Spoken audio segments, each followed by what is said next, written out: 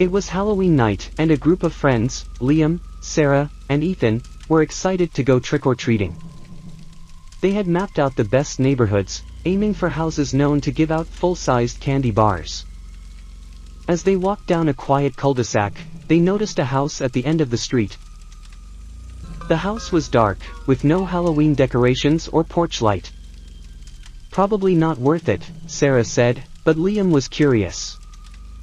"Come on," he said, grinning. "What's the worst that could happen?" Reluctantly, Sarah and Ethan followed him. The air seemed colder as they approached, and the trees surrounding the house swayed ominously in the wind.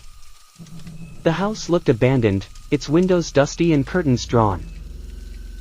Liam knocked on the door. For a moment, there was silence. Then, the door creaked open slightly.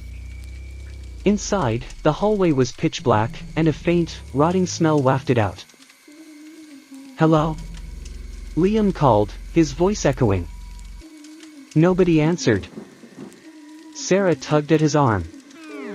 "Let's go," she whispered, her voice trembling. But Liam was determined. He pushed the door open wider and stepped inside. Ethan hesitated, but when Liam beckoned, he followed. Sarah stayed on the porch, nervously glancing back at the street.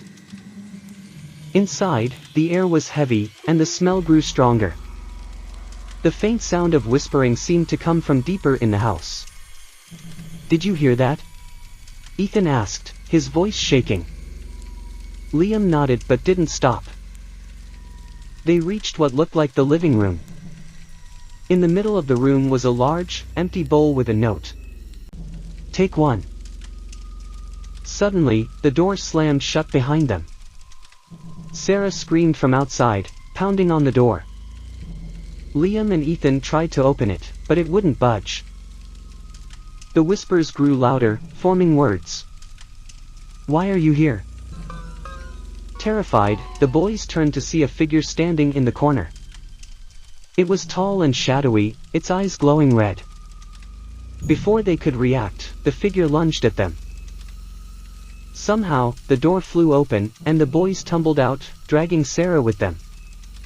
They ran all the way back to Ethan's house, too scared to look back. The next day, they returned with Ethan's parents, but the house was gone.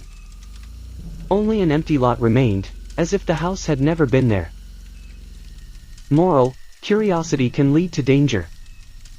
If something feels wrong, trust your instincts and stay away.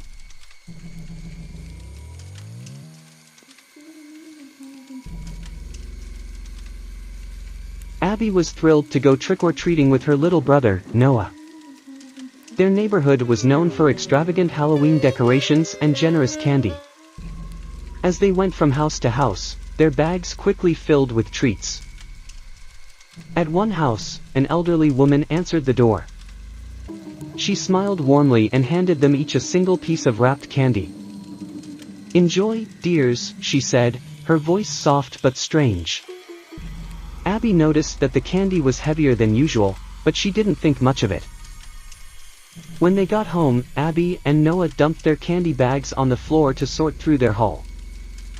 Abby unwrapped the candy from the old woman and frowned. It wasn't candy at all but a small, black stone with strange markings. Noah had the same thing. "What is this?" he asked, confused. Abby shrugged but felt uneasy. She decided to put the stones aside and focus on the rest of the candy. That night, Abby woke up to a strange sound. It was a low humming, coming from her desk where she had placed the stone. She turned on the light and gasped. The stone was glowing faintly, and the markings seemed to move. Terrified, she ran to Noah's room. He was sitting up in bed, staring at his glowing stone. "I can hear it," he whispered. "It's calling me."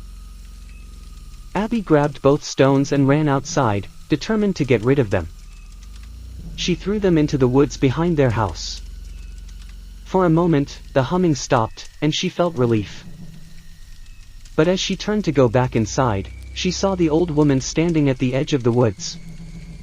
Her eyes glowed red, and her mouth twisted into a sinister smile. "Those aren't yours to throw away," she said, her voice echoing unnaturally. Abby screamed and ran back to the house. The stones were gone the next morning, but the strange humming returned every Halloween night. Abby and Noah never went trick-or-treating again. Moral: not all gifts are meant to be accepted. Sometimes, the best choice is to walk away.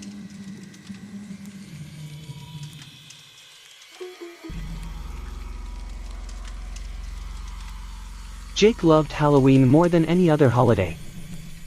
This year, he had found the perfect costume at a thrift store, a vintage scarecrow outfit with a burlap mask. It looked creepy and unique, exactly what he wanted. On Halloween night, he put on the costume and admired himself in the mirror. The mask fit snugly, and the fabric felt rough against his skin. His parents complimented him, and he set off to meet his friends. As he walked through the neighborhood, something felt off. The mask seemed to tighten, making it hard to breathe. Jake stopped to adjust it, but it wouldn't budge. It felt as if it were stuck to his face. Panicking, he ran to his friends, who laughed at first, thinking it was part of the act. But when Jake pulled at the mask, they realized something was wrong. The burlap seemed to fuse with his skin, and dark veins spread across his neck. "Take it off," one of his friends yelled, trying to help. But the more they pulled, the tighter it got. Jake's voice became muffled, and his movements grew jerky and unnatural. Suddenly, he stopped and turned to face them. His eyes glowed red through the mask, and his voice was no longer his own. "Trick or treat," he said, his tone cold and mechanical.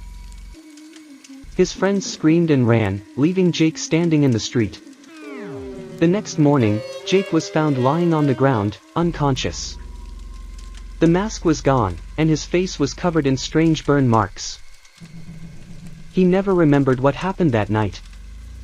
But every Halloween, he hears whispers in the wind calling his name. Moral: be cautious about what you wear or use. Some objects carry histories better left unknown. These three chilling tales remind us that Halloween, while fun, can also bring unexpected horrors. Stay vigilant and remember, not every trick or treat is worth the risk.